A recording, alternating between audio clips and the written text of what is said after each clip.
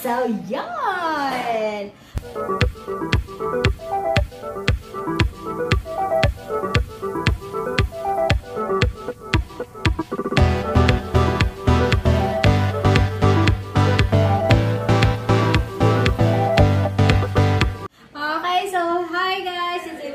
Welcome back to my vlog. And for today, papakita ko sa inyo, papakita ko sa inyo kung paano ginawa ni hubby, paano niya minakgiver tong side mirror sa ating windshield.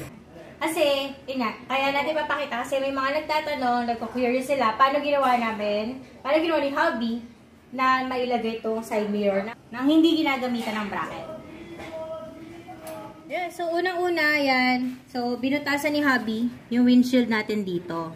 Yan, para doon natin ikakabit yung tornilyo na. Tsaka yung pinaka side mirror. So, as you can see, tinapat niya dito sa butas nung tornilyo ng windshield para maganda. Tsaka, ano siya, suwabe yung itsura niya doon sa windshield. Okay.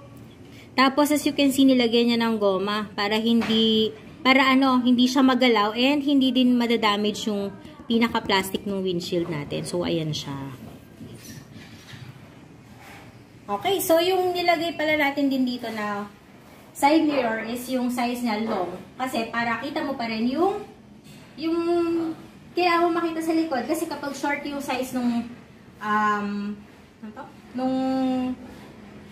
side mirror.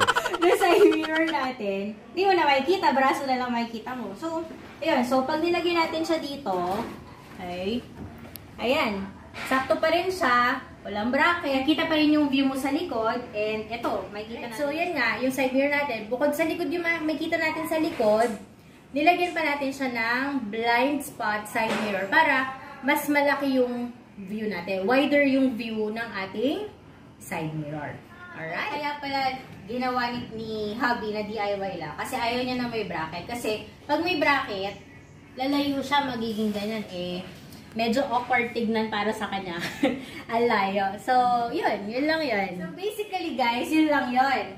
DIY lang siya, minakgiver lang, and yun. So, if you like this video, don't forget to like, comment, and subscribe, and hit the bell icon to receive notifications every time I upload a new video, okay? So, ilalagay natin dyan sa screen yung social media handles ko. Go ahead and follow it as well, and I will see you next time. Ako din! Bye!